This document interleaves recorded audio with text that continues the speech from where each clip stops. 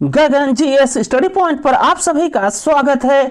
आज की क्लास से दोस्तों हम लोग शुरू कर रहे हैं हिंदी, जिसकी आज होगी पहली क्लास वर्णमाला, जो कि यूपीएसआई 2025 के साथ साथ यूपी पुलिस, एसएससी जीडी और उन सभी एग्जाम्स के लिए महत्वपूर्ण है जहां पर हिंदी पूछी जाती है।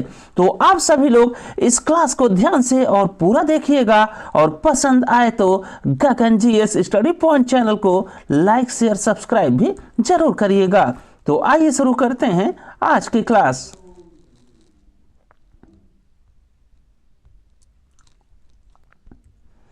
आज की क्लास में आप लोग सबसे पहले यह ध्यान में रखिएगा कि वर्णमाला क्या होता है। तो वर्णों के सुव्यवस्थित समूह को दोस्तों वर्णमाला कहते हैं। तो यहां से आप लोग ध्यान में रखिएगा कि वर्णों के सुव्यवस्थित समूह को ही वर्णमाला कहा जाता है। फिर उसके बाद अगला दोस्तों आप लोग ध्यान में रखिएगा वर्ण क्या होता है। तो भाषा की सबसे छोटी लिखित इकाई होती है दोस्तों वर्ण। बाकी वर्ण के बारे में आप लोग ध्यान में रखिएगा कि वर्ण होता क्या है। तो जैसे दोस्तों एग्जाम्पल के लिए एक शब्द है काम। काम काम दोस्तों दो अक्षरों से मिलकर बना है, एक हो गया का और एक हो गया मैं। बाकी काम चार वर्णों से मिलकर बना है, जो कि है क, आ, मैं और अ। तो ये है दोस्तों वर्ण। तो इसे आप लोग ध्यान में रखिएगा कि भाषा की सबसे छोटी लिखित इकाई होती है वर्ण। फिर इसके बाद आप लोग ध्यान में रखिएगा ध्वनि। ध्वनि क्या होती है? तो भाषा की सबसे छोटी मौखिक इकाई होती है दोस्तों ध्वनि। फिर इसके बाद आप लोग ध्यान में रखिएगा शब्द क्या होता है। तो भाषा की सबसे छोटी सार्थक इकाई को कहा जाता है शब्द। फिर इसके बाद आप लोग ध्यान में रखिएगा हिंदी वर्णमाला में कुल वर्णों की संख्या कितनी है। तो हिंदी वर्णमाला में दोस्तों कुल वर्ण हैं 52, जिसमें स्वरों की संख्या है दोस्तों 11। और स्वरों में कुछ और पॉइंट आप लोग ध्यान में रखिएगा, जैसा कि उच्चारण के अनुसार स्वरों की संख्या कितनी है, तो वो है दोस्तों 10। और उच्चारण के अनुसार दोस्तों जो स्वरों को गिना जाता है उसमें री को काउंट या री की गिनती नहीं होती। इस प्रकार से उच्चारण के अनुसार स्वरों की संख्या हो जाती है दोस्तों 10। फिर लिखित आधार पर स्वरों की संख्या कितनी है, तो वो है 13, जिसमें दोस्तों 11 तो हो गए स्वर, बाकी 2 हो गई आयोगवाह ध्वनियां, जो कि हैं अनुस्वर और विसर्ग। फिर इसके बाद आप लोग ध्यान में रखिएगा आयोगवाह ध्वनियां क्या होती हैं। तो आयोगवाह ध्वनियां होती हैं दोस्तों 2, एक हो गया अनुस्वर और एक हो गया विसर्ग। अनुस्वर मतलब जैसे एक बिंदी वाला जैसे अंक होता है, और विसर्ग मतलब साइड में 2 बिंदी जैसे आह होता है। फिर इसके बाद दोस्तों आप लोग ध्यान में रखिएगा मूल व्यंजनों की संख्या कितनी है, तो वो है 33, जिसमें 4 तो होते हैं दोस्तों उसमी व्यंजन, 4 हो गए अंतःस्थ व्यंजन और 4 हो गए संयुक्त व्यंजन। ये संयुक्त व्यंजन में होते हैं दोस्तों 6 छत्री वाला 6, फिर त्र, फिर ज्ञ और फिर श्री। फिर इसके बाद जो संयुक्त व्यंजन है उनका वर्ण विच्छेद भी आप लोग ध्यान में रखिएगा, यहाँ से भी एग्जाम में क्वेश्चन पूछा जाता है। तो 6 का वर्ण विच्छेद होता है दोस्तों क, स मूर्धन्य स, फिर अ। त्र का होता है त, र और अ। ज्ञ का होता है ज, इय और अ। फिर श्री वाले स्र का होता है दोस्तों बड़ा स, फिर र और अ। तो ये वर्ण विच्छेद है दोस्तों संयुक्त व्यंजनों का, जिन्हें आप लोग ध्यान में रखिएगा।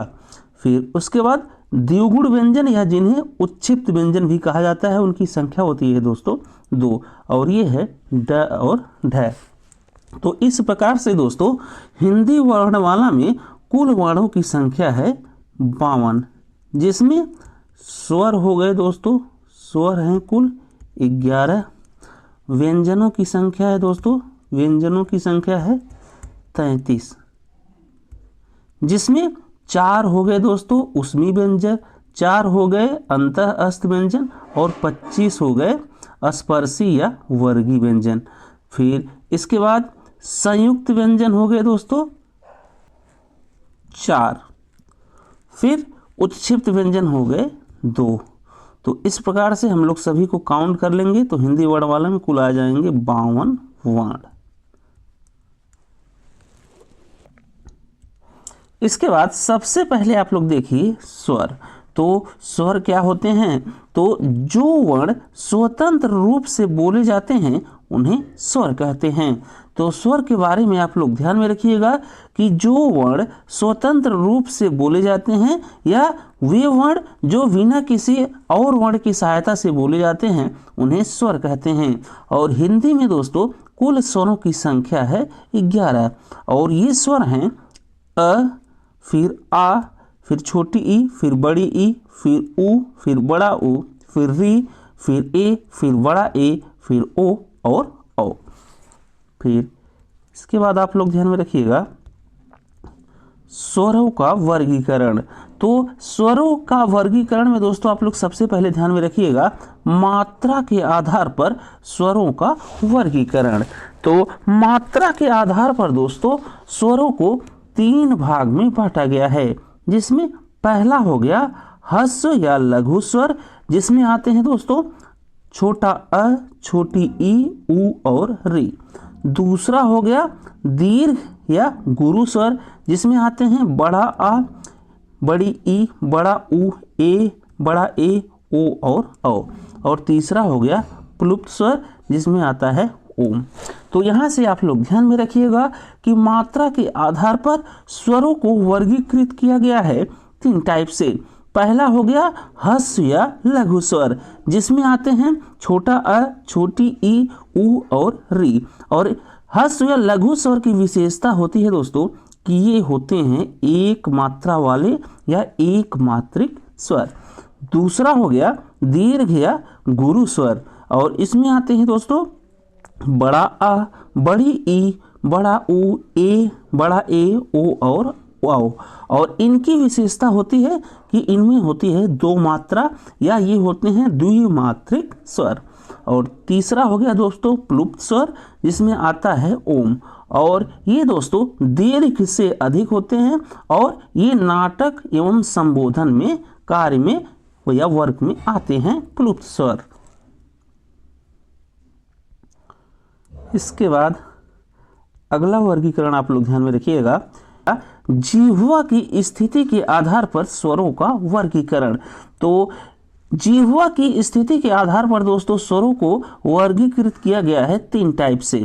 पहला हो गया अग्रस्वर। अग्रस्वर मतलब जो जीभ के आगे वाले हिस्से से उच्चारित होते हैं और ये है दोस्तों ई, ए, ए। इन्हें आप उच्चारित करके देखेंगे तो ये जीभ के आगे वाले भाग से उच्चारित होते हैं, इसलिए इन्हें कहा गया है अग्रस्वर। दूसरा हो गया दोस्तों मध्य स्वर, अर्थात जो स्वर जीभ के मध्य भाग से उच्चारित होते हैं, जैसा हो गया अ। तो यहाँ से आप लोग ध्यान में रखिएगा कि मध्य स्वर है अ। फिर तीसरा आप लोग ध्यान में रखिएगा पश्च स्वर, मतलब वे स्वर जो जीभ के पिछले भाग से उच्चारित होते हैं उन्हें कहा जाता है पश्च स्वर। और ये है दोस्तों आ, उ, ओ और औ। फिर इसके बाद तीसरा आप लोग ध्यान में रखिएगा मुखाकृति के आधार पर स्वरों का वर्गीकरण। और मुखाकृति का मतलब यह हुआ दोस्तों कि किन स्वरों को उच्चारण में मुख कितना खुलता है कितना बंद होता है, तो उसी के आधार पर दोस्तों इसमें स्वरों का वर्गीकरण किया गया है और ये होता है कुल 4 प्रकार से। तो मुखाकृति के आधार पर या मुख खुलने या बंद होने के आधार पर स्वरों को 4 भागों में बांटा गया है, जिसमें पहला हो गया संवृत, दूसरा हो गया दोस्तों अर्ध संवृत, तीसरा हो गया विवृत और चौथा हो गया अर्धविवृत। तो संवृत में क्या होता है दोस्तों, तो जो संवृत होता है उसमें मुख दोस्तों बंद हो जाता है। और इनमें कौन कौन से स्वर आते हैं संवृत में, तो ये है दोस्तों ई और उ। फिर अर्ध संवृत में क्या होता है, तो इसमें दोस्तों मुख आधा बंद होता है और ये स्वर होते हैं ए ओ। तो समृत और अर्ध समृत से आप लोग ध्यान में रखिएगा कि समृत में मुख बंद हो जाता है और अर्ध समृत में मुख आधा बंद होता है। बाकी समृत में स्वर आते हैं ई और उ। बाकी अर्ध समृत में आते हैं ए और ओ। फिर इसके बाद अगला आप लोग ध्यान में रखिएगा विवृत। और विवृत में जो स्वर आते हैं दोस्तों उनको अगर उच्चारित करते समय क्या होता है, मुख पूरा खुल जाता है। तो विवृत में मुख पूरा खुल जाता है, पूरा खुल जाता है। और विवृत में कौन कौन से स्वर आते हैं, तो ये हैं दोस्तों आ और आ, जिसमें दोस्तों चंद्रबिंदी लगी रहती है। फिर इसके बाद चौथा आप लोग ध्यान में रखिएगा अर्धविवृत। अर्धविवृत में दोस्तों क्या होता है, मुख आधा खुलता है और इसमें कौन कौन से स्वर आते हैं, तो ये है दोस्तों अ मतलब छोटा अ, फिर ए बड़ा ए, फिर औ और अंग जिसमें अनुस्वर लगा रहता है। तो ये है दोस्तों अर्धविवृत और ये सबसे इंपॉर्टेंट है दोस्तों, इसमें से सबसे ज़्यादा एग्जाम में क्वेश्चन आता है अर्धविवृत स्वर से।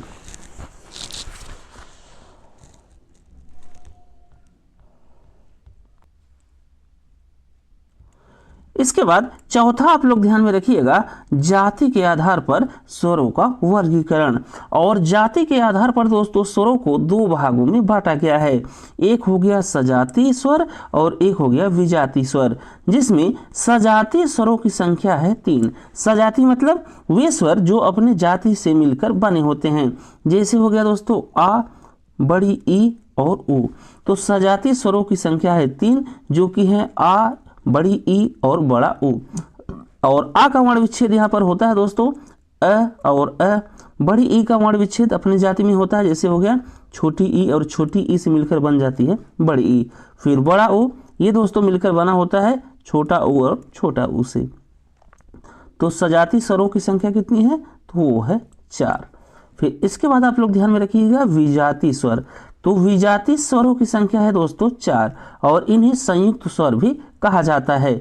और ये 4 कौन कौन से विजातीय स्वर होते हैं, तो ये हैं दोस्तों छोटा ए, फिर बड़ा ए, फिर ओ और औ। फिर इनका वर्ण विच्छेद भी आप लोग ध्यान में रखिएगा। तो यहाँ पर दोस्तों अ तो सब में आता है, ये आप लोग ध्यान में रखिएगा चारों इन विजातीय स्वरों में। बाकी ए का जब हम लोग उच्चारण करते हैं तो लास्ट में देखिए ई आता है, ए ना। तो ए का वर्ण विच्छेद हो जाएगा छोटा ई प्लस अ। फिर बड़ा ए का वर्ण विच्छेद दोस्तों छोटा ए और प्लस अ।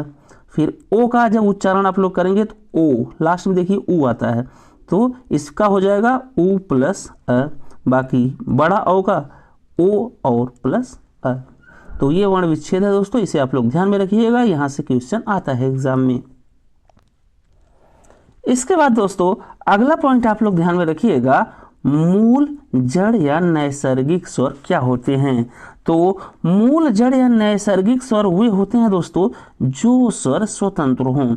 और मूल जड़ या नैसर्गिक स्वरों की संख्या होती है दोस्तों कुल 4 और ये हैं छोटा अ, छोटा उ, छोटी ई और री। और यहाँ से दोस्तों एक पॉइंट आप लोग ध्यान में रखिएगा कि मूल स्वर या जड़ स्वर या नैसर्गिक स्वरों से दोस्तों निर्माण होता है सजाती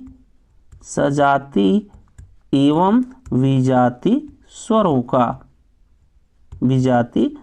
का।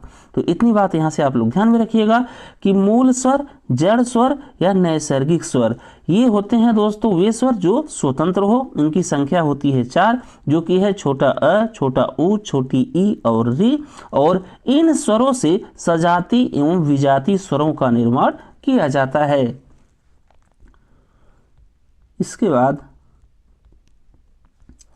अगला आप लोग ध्यान में रखिएगा व्यंजन क्या होता है। तो जो वर्ण स्वरों की सहायता से बोले जाते हैं उन्हें व्यंजन कहते हैं। तो व्यंजन के बारे में आप लोग ध्यान में रखिएगा दोस्तों कि ये वो वर्ण होते हैं जो कि स्वतंत्र नहीं होते और ये स्वरों की सहायता से बोले जाते हैं। फिर इसके बाद व्यंजनों का वर्गीकरण दोस्तों आप लोग ध्यान में रखिएगा, जिसमें पहला है अस्पर्श व्यंजन या जिसे वर्गीय व्यंजन भी कहा जाता है, और इनकी संख्या दोस्तों वर्णमाला में है कुल 25। तो अस्पर्श व्यंजन या वर्गीय व्यंजन, इनकी संख्या वर्णमाला में कितनी है 25, और ये होते हैं क वर्ग से लेकर प वर्ग तक।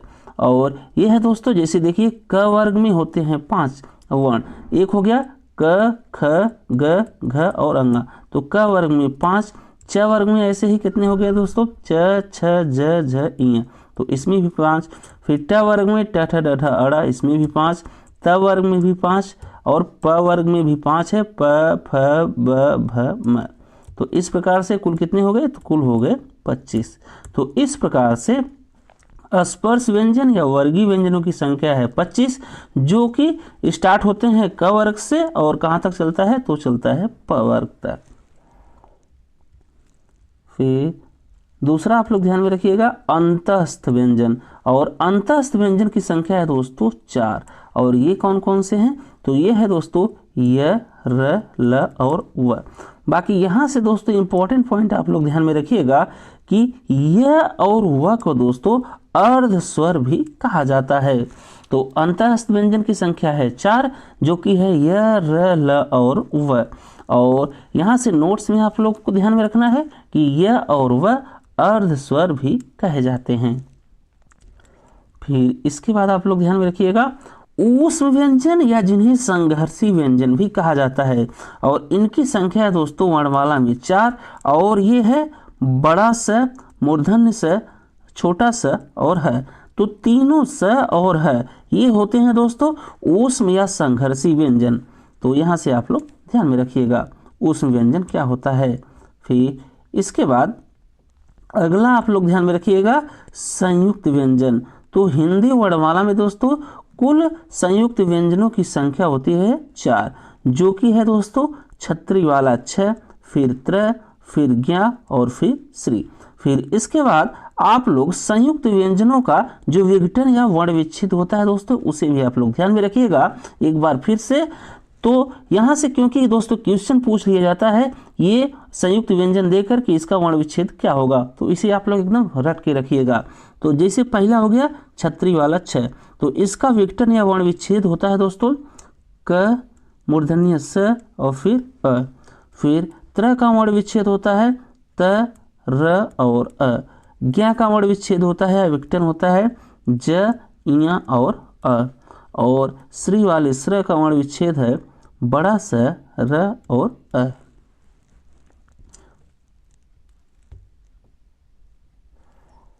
इसके बाद पांचवा आप लोग ध्यान में रखिएगा द्विगुण या उच्छिप्त व्यंजन क्या होते हैं। तो द्विगुण व्यंजनों की संख्या होती है दोस्तों 2, और ये हैं ड और ढ।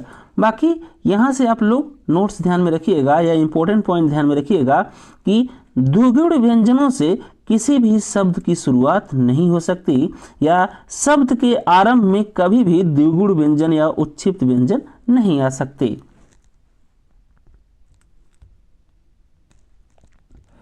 इसके बाद आप लोग उच्चारण के आधार पर स्वरों एवं व्यंजनों का वर्गीकरण ध्यान में रखिएगा। तो उच्चारण स्थान जैसे दोस्तों होता है हमारे कंठ से, तो सबसे नीचे मतलब जो आवाज जहां से निकलती है वो है कंठ। उसके बाद आता है तालु मतलब तालव्य। फिर उसके बाद है दोस्तों मूर्धन्य। मूर्धन्य मतलब जहां से दोस्तों आवाज निकले नाक से भी और मुंह से भी, उसको बोलते हैं मूर्धन्य। तो तीसरे नंबर पर है मूर्धन्य, फिर उसके बाद है दंत, फिर उसके बाद है ओष्ठ। तो उच्चारण का स्थान होता है दोस्तों क्रम से सबसे नीचे जहां से आवाज निकलती है वो है कंठ, फिर उसके बाद है तालु या तालव्य, फिर उसके बाद है मूर्धन्य, फिर उसके बाद है दंत, फिर उसके बाद है ओष्ठ।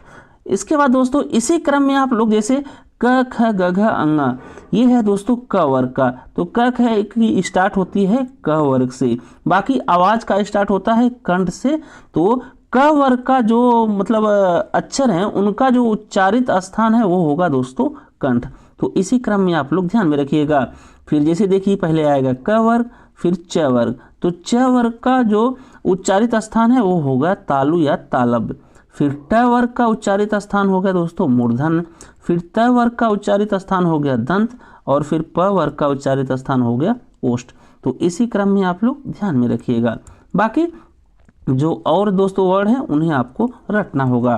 तो जैसे पहला हो गया कंठ से मतलब किसका और उच्चारण होगा, तो हो गया छोटा अ, बड़ा अ और ह। तो अ, आ और ह इसका उच्चारित स्थान है कंठ। फिर उसके बाद है छोटी ई, बड़ी ई, य और बड़ा स, इसका उच्चारित स्थान है दोस्तों तालब। फिर उसके बाद है री, र और मूर्धन्य स, इसका उच्चारित स्थान है दोस्तों मूर्धन्य। फिर ल और स, इसका उच्चारित स्थान है दंत। फिर छोटा ऊ और बड़ा ऊ, इसका उच्चारित स्थान है ओष्ठ या ओठ। फिर इसके बाद आप लोग दोस्तों और चीज़ दो ठो ध्यान में रखिएगा, एक है कंठ तालब, एक है कंठोष्ठ और एक है दंतोष्ठ। तो कंठ और तालु से किन स्वरों का उच्चारण होता है, तो ये है दोस्तों ए और बड़ा ए।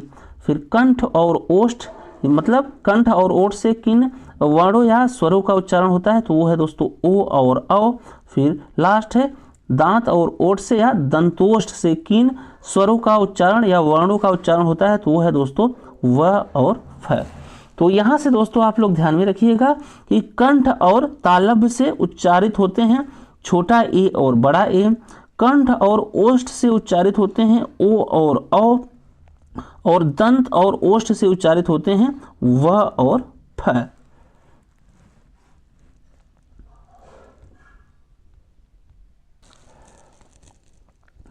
इसके बाद दोस्तों आप लोग स्वरों एवं व्यंजनों का जो वर्गीकरण किया गया है घोषत्व एवं प्राणत्व के आधार पर, उसे पढ़ने से पहले आप लोग स्पर्शी या वर्गीय व्यंजन जो होते हैं 25, उन्हें ध्यान में रखिएगा। तो उन्हें याद रखने के लिए दोस्तों एक मतलब जुगाड़ है, समझ लीजिए। तो इसमें क्या होता है, पहले आप 5 कॉलम बनाइए, 5 कॉलम, 1 2 3 4 5। फिर इसके बाद दोस्तों इसमें 5 पंक्ति या रो बनाइए। तो ये हो गया पहला पंक्ति, फिर दूसरा, फिर तीसरा और फिर 4 और 1 5।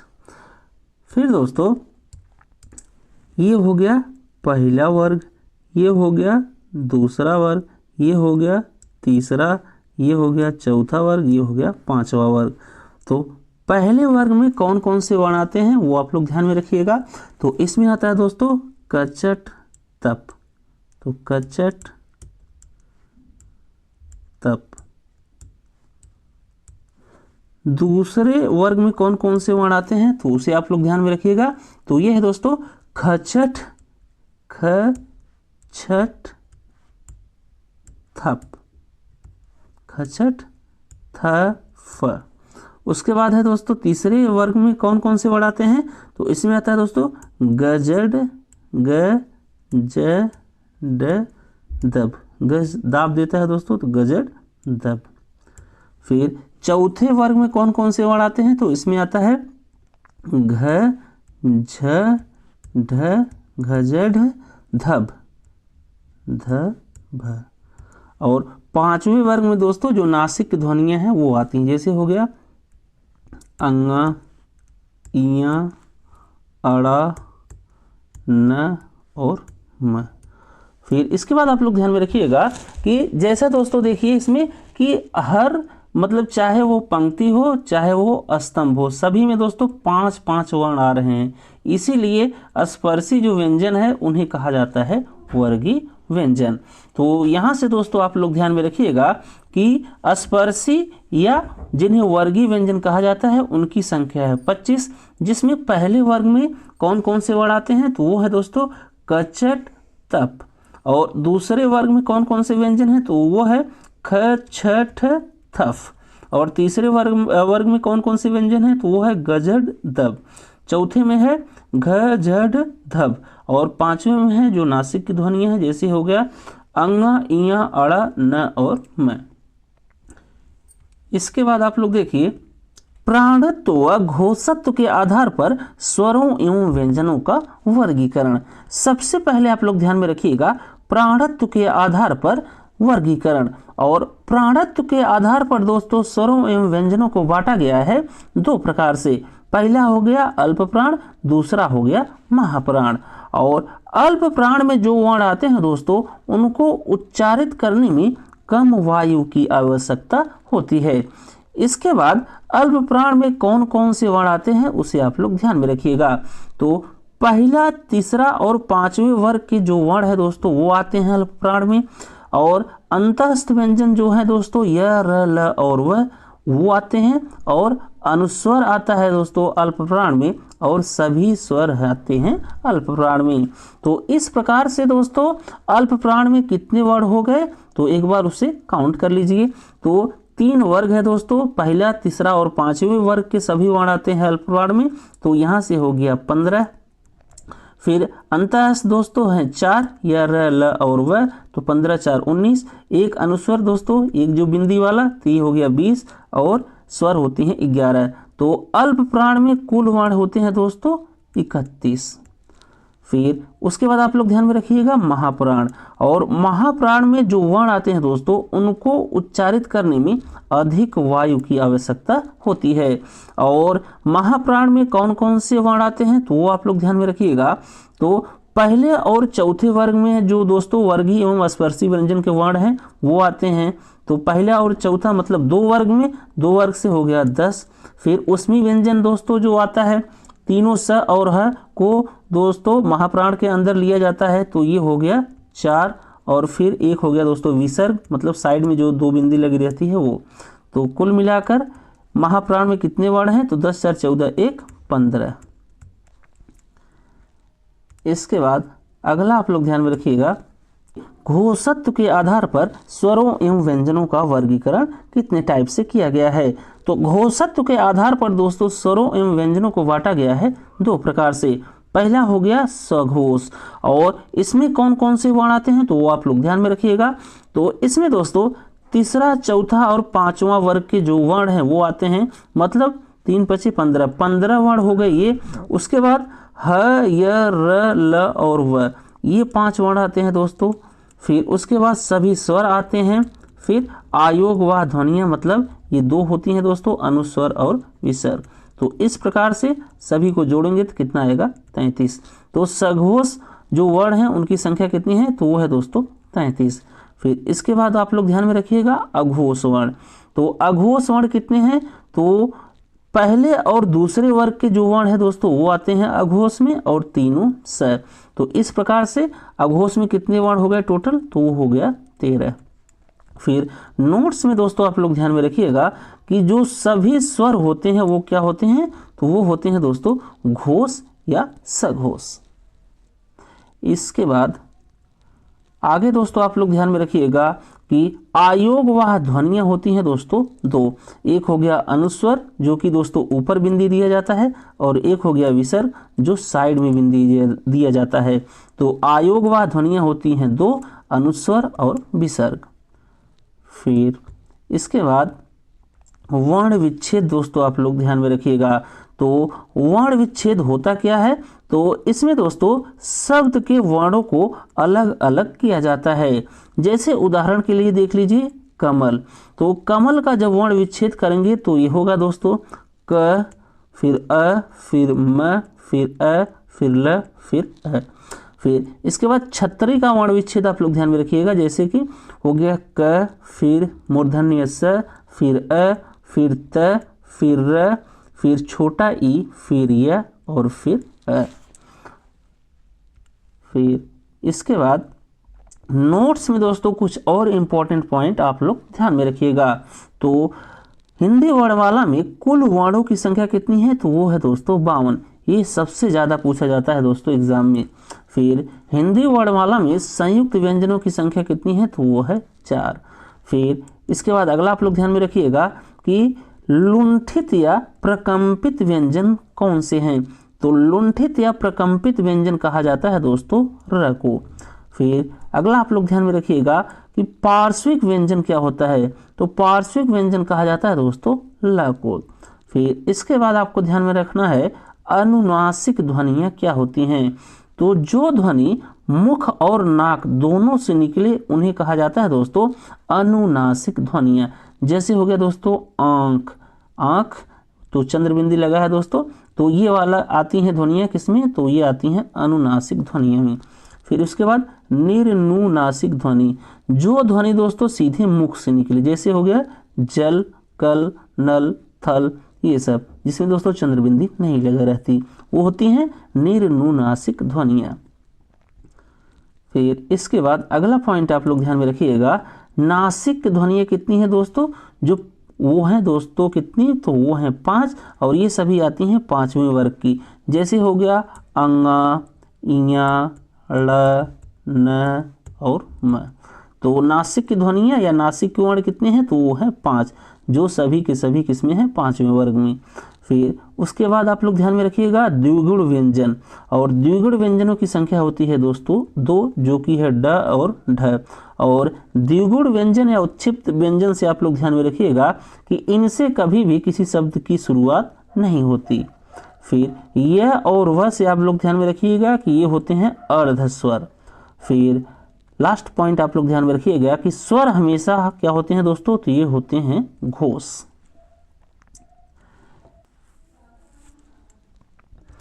इसके बाद दोस्तों आप लोग वर्णमाला पर आधारित कुछ इंपॉर्टेंट क्वेश्चन देख लीजिए, जो कि हमारे एग्जाम्स के लिए इंपॉर्टेंट होते हैं।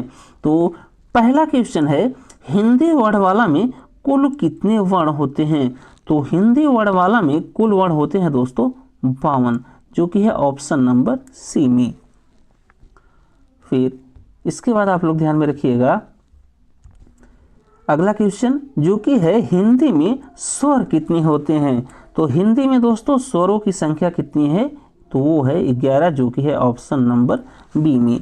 बाकी दोस्तों उच्चारण के अनुसार या उच्चारण के आधार स्वरों की संख्या कितनी है दोस्तों, तो वो है 10, क्योंकि उच्चारण के आधार पर जो स्वरों की गिनती होती है उसमें री को काउंट या री की गिनती नहीं होती। तो इस प्रकार से यदि आपसे पूछे कि उच्चारण के आधार पर स्वरों की कितनी संख्या है, तो वो है दोस्तों 10। और यदि पूछे कि स्वर कितने हुए वर्णमाला में, तो आपका आंसर होगा 11। और यदि पूछे दोस्तों कि लिखित आधार पर स्वरों की संख्या कितनी है, तो वो होगा 13, जिसमें 11 स्वर हो गया प्लस 2 थे दोस्तों जो आयोगवाद ध्वनियाँ होती हैं, जो कि है एक अनुस्वर और एक हो गया विसर्ग। तो इस क्वेश्चन से इतनी बात आप लोग ध्यान में रखिएगा। इसके बाद अगला क्वेश्चन है, निम्न में से कौन आयोगवाह है, तो आयोगवाह ध्वनियाँ होती हैं दोस्तों जो ऊपर एक बिंदी होगा या तो साइड में 2 बिंदी हो। तो यहाँ पर राइट आंसर हो गया अंक, मतलब ऑप्शन नंबर सी। इसके बाद अगला क्वेश्चन आप लोग ध्यान में रखिएगा, भाषा की सबसे छोटी मौखिक इकाई क्या है, तो भाषा की सबसे छोटी मौखिक इकाई होती है दोस्तों ध्वनि, जो कि है ऑप्शन नंबर डी में। इसके बाद अगला क्वेश्चन आप लोग ध्यान में रखिएगा, निम्न में से दीर्घ स्वर कौन सा है, तो दीर्घ स्वर है दोस्तों औ, जो कि है ऑप्शन नंबर डी में। फिर इसके बाद अगला क्वेश्चन आप लोग ध्यान में रखिएगा, प्लुप्त स्वर का प्रयोग मुख्यतः किस में होता है, तो प्लुप्त स्वर का प्रयोग किया जाता है दोस्तों मुख्यतः संबोधन और नाटक में, जो कि है ऑप्शन नंबर सी में। इसके बाद अगला क्वेश्चन आप लोग ध्यान में रखिएगा, निम्न में से अग्र स्वर कौन सा होता है, तो अग्र स्वर मतलब दोस्तों जो जीभ के आगे वाले हिस्से से उच्चारित हो। तो अग्र स्वर में आप लोग ध्यान में रखिएगा कि ये होता है दोस्तों जैसे ई ई ए ए, तो इसलिए इस क्वेश्चन का राइट आंसर हो जाएगा ऑप्शन नंबर सी। फिर इसके बाद अगला क्वेश्चन आप लोग ध्यान में रखिएगा, मुख पूर्णतः खुला रहता है, तो मुख दोस्तों पूर्णतः खुला रहता है विवृत में, जो कि है ऑप्शन नंबर सी में। और विवृत में दोस्तों कौन कौन से वर्ण आते हैं, तो विवृत में आप लोग ध्यान में रखिएगा कि इसमें आता है आ और आ, जिस पे दोस्तों चंद्र बिंदी लगी रहती है, ये इंपॉर्टेंट है। फिर इसके बाद अगला क्वेश्चन आप लोग ध्यान में रखिएगा, अ किस प्रकार का स्वर है, तो अ है दोस्तों अर्ध विवृत स्वर, जो कि है ऑप्शन नंबर सी। और अर्ध विपरीत में दोस्तों अ के अलावा कौन कौन से और स्वर आते हैं, तो ये हैं दोस्तों बड़ा ए और औ। इसके बाद अगला क्वेश्चन आप लोग ध्यान में रखिएगा, निम्न में से व्यंजन नहीं है, तो व्यंजन कौन सा नहीं है, तो वो है अ, जो कि है ऑप्शन नंबर सी में। इसके बाद अगला क्वेश्चन आप लोग ध्यान में रखिएगा, क वर्ग में कुल कितने व्यंजन हैं, तो क वर्ग क्या मतलब सभी वर्ग में दोस्तों कुल मिलाकर 5 व्यंजन होते हैं, जो कि है ऑप्शन नंबर बी में। इसके बाद अगला क्वेश्चन आप लोग ध्यान में रखिएगा, अंतःस्थ व्यंजन कौन से हैं, तो अंतःस्थ व्यंजन होते हैं दोस्तों य, र, ल और व, जो कि हैं ऑप्शन नंबर सी में। इसके बाद नेक्स्ट क्वेश्चन आप लोग ध्यान में रखिएगा, अर्ध स्वर कहलाते हैं, तो अर्ध स्वर कहा जाता है दोस्तों य और व को, जो कि हैं ऑप्शन नंबर सी में। फिर इसके बाद अगला क्वेश्चन आप लोग ध्यान में रखिएगा, ऊष्म व्यंजन नहीं है, तो ऊष्म व्यंजन होते हैं दोस्तों तीनों स और है, तो ऊष्म व्यंजन कौन सा नहीं है, तो वो है च, जो कि है ऑप्शन नंबर डी में। इसके बाद अगला क्वेश्चन आप लोग ध्यान में रखिएगा, संयुक्त व्यंजन त्र का सही विघटन है, तो त्र का सही विघटन होता है दोस्तों त और र, तो अ सब में कॉमन है दोस्तों, इसलिए अ को नहीं यहाँ पे लिखा गया है। बाकी त्र का वर्ण विच्छेद या विघटन है ऑप्शन नंबर बी। तो संयुक्त व्यंजन कितने हैं, तो वो है दोस्तों कुल 4, जैसे एक हो गया छ, छतरी वाला छ, फिर त्र, फिर ज्ञानी मतलब ज्ञा, फिर श्री वाला श्रय। तो इसमें देखिए सब में कॉमन अ रहेगा चारों में। बाकी छतरी का होता है जैसे क, फिर मूर्धन्य स और फिर अ, तो ये होगा छतरी का। फिर त्र का होता है त, फिर र और फिर अ, ऐसे मतलब दोस्तों ज्ञा का होता है ज, फिर इया और फिर अ। फिर स्र का होता है बड़ा स, फिर र और फिर अ। तो संयुक्त व्यंजनों का वर्ग वर्ण विच्छेद जो होता है दोस्तों या विघटन, उसे आप लोग ध्यान में रखिएगा, ये बहुत एग्जाम में पूछा जाता है। फिर इसके बाद अगला क्वेश्चन आप लोग ध्यान में रखिएगा, ज्ञा किसका संयुक्त रूप है, तो ज्ञा है दोस्तों ज और इया का संयुक्त रूप, जो भी है ऑप्शन नंबर बी में। इसके बाद अगला क्वेश्चन है, द्विगुण व्यंजन कौन से हैं, तो द्विगुण या उत्क्षिप्त व्यंजनों की संख्या होती है दोस्तों 2, जो कि होते हैं ड और ढ, जो कि है ऑप्शन नंबर सी में। इसके बाद अगला क्वेश्चन है, द्विगुण व्यंजन का प्रयोग कहाँ नहीं होता, तो द्विगुण व्यंजन का प्रयोग दोस्तों किसी भी शब्द के शुरुआत में या प्रारंभ में नहीं होता, तो इसका राइट आंसर हो जाएगा ऑप्शन नंबर सी, जो कि है आरंभ में। इसके बाद अगला क्वेश्चन है, क का उच्चारण स्थान क्या है, तो क का उच्चारण स्थान होता है दोस्तों कंठ, जो कि है ऑप्शन नंबर बी में।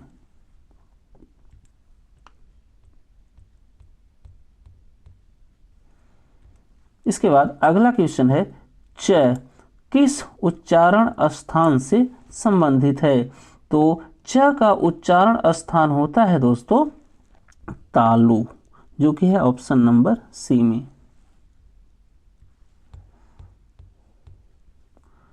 इसके बाद अगला, ट वर्ग से उच्चारण स्थान किसका होता है, तो वो होता है दोस्तों ट वर्ग का मूर्धा से, तो जो कि है ऑप्शन नंबर डी में।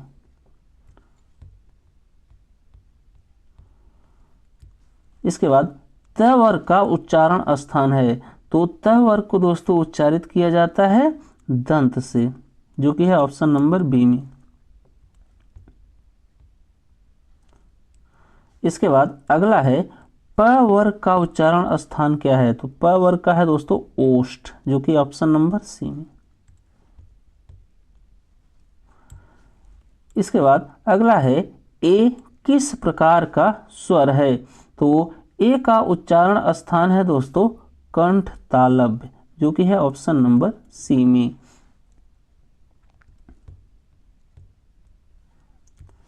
फिर अगला क्वेश्चन है ओ किस प्रकार का स्वर है? तो ओ का उच्चारण स्थान है दोस्तों कंठोष्ठ, जो कि है ऑप्शन नंबर डी में।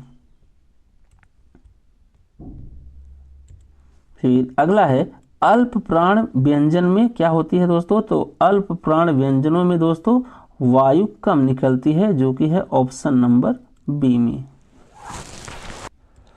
इसके बाद अगला क्वेश्चन आप लोग ध्यान में रखिएगा, महाप्राण व्यंजन कौन सा है? तो महाप्राण व्यंजन है दोस्तों ख, जो कि है ऑप्शन नंबर सी में।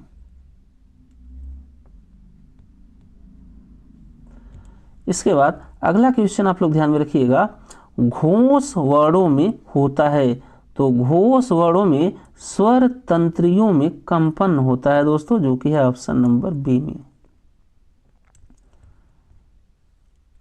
इसके बाद अगला क्वेश्चन है अघोष व्यंजन कौन सा है? तो अघोष व्यंजन है दोस्तों क, जो कि है ऑप्शन नंबर डी में। इसके बाद अगला है सभी स्वर होते हैं। तो सभी स्वर होते हैं दोस्तों घोष या सघोष, जो कि है ऑप्शन नंबर सी में।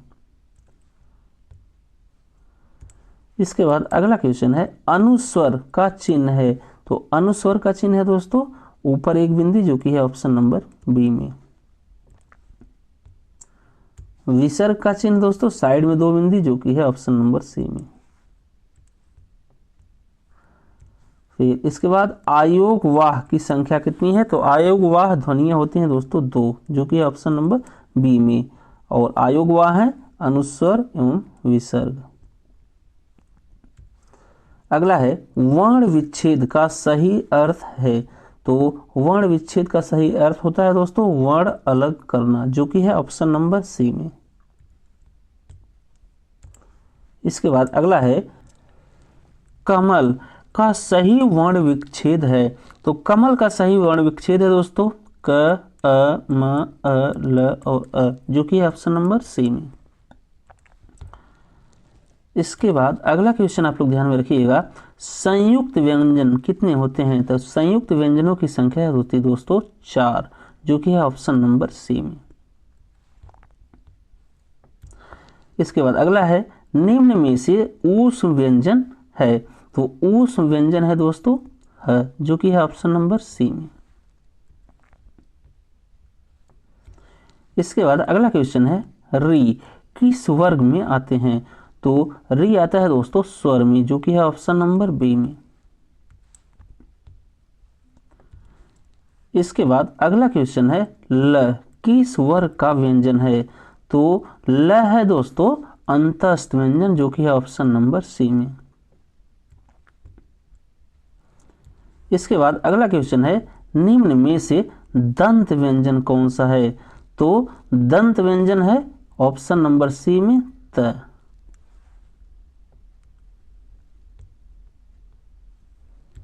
इसके बाद अगला क्वेश्चन आप लोग ध्यान में रखिएगा, मूर्धन्य व्यंजन नहीं है। तो मूर्धन्य व्यंजन कौन सा नहीं है? तो वो है दोस्तों त दंत है, जो कि ऑप्शन नंबर डी में। इसके बाद अगला है स का उच्चारण स्थान है। तो स का उच्चारण स्थान होता है दोस्तों तालु, जो कि है ऑप्शन नंबर ए में। इसके बाद अगला है मूर्धन्य स का उच्चारण स्थान है। तो मूर्धन्य स का उच्चारण स्थान होता है दोस्तों मूर्धा, जो कि है ऑप्शन नंबर सी में। फिर छोटा स का उच्चारण स्थान है। तो छोटा स का उच्चारण स्थान होता है दोस्तों दंत, जो कि है ऑप्शन नंबर बी में। इसके बाद अगला क्वेश्चन आप लोग ध्यान में रखिएगा, निम्न में से अर्ध विवृत स्वर है। तो अर्ध विवृत होता है दोस्तों अ, जो कि है ऑप्शन नंबर ए में। इसके बाद अगला क्वेश्चन है औ किस प्रकार का स्वर है? तो औ है दोस्तों पश्च स्वर, जो कि है ऑप्शन नंबर सी में। फिर उसके बाद अगला क्वेश्चन है, यह किस प्रकार का व्यंजन है? तो यह है दोस्तों अंतस्थ व्यंजन, जो कि है ऑप्शन नंबर सी में। इसके बाद अगला क्वेश्चन है, कुल स्पर्श व्यंजन कितने हैं? तो स्पर्श या वर्गीय व्यंजनों की संख्या है दोस्तों 25, जो कि है ऑप्शन नंबर सी में। इसके बाद अगला क्वेश्चन है, ह किस वर्ग में आता है? तो ह है दोस्तों ऊष्म व्यंजन, जो कि है ऑप्शन नंबर बी में। फिर इसके बाद लास्ट क्वेश्चन है, हिंदी वर्णमाला अध्ययन का संबंध है? तो इसका संबंध है दोस्तों ध्वनि विज्ञान से, जो कि है ऑप्शन नंबर सी में। तो बस दोस्तों इस क्लास में बस इतना ही। अगर आपको हमारी ये क्लास अच्छी लगी हो तो आप सभी लोग गगन GS स्टडी पॉइंट चैनल को लाइक शेयर सब्सक्राइब जरूर करिएगा। थैंक यू दोस्तों, जय हिंद। मिलते हैं नेक्स्ट क्लास में।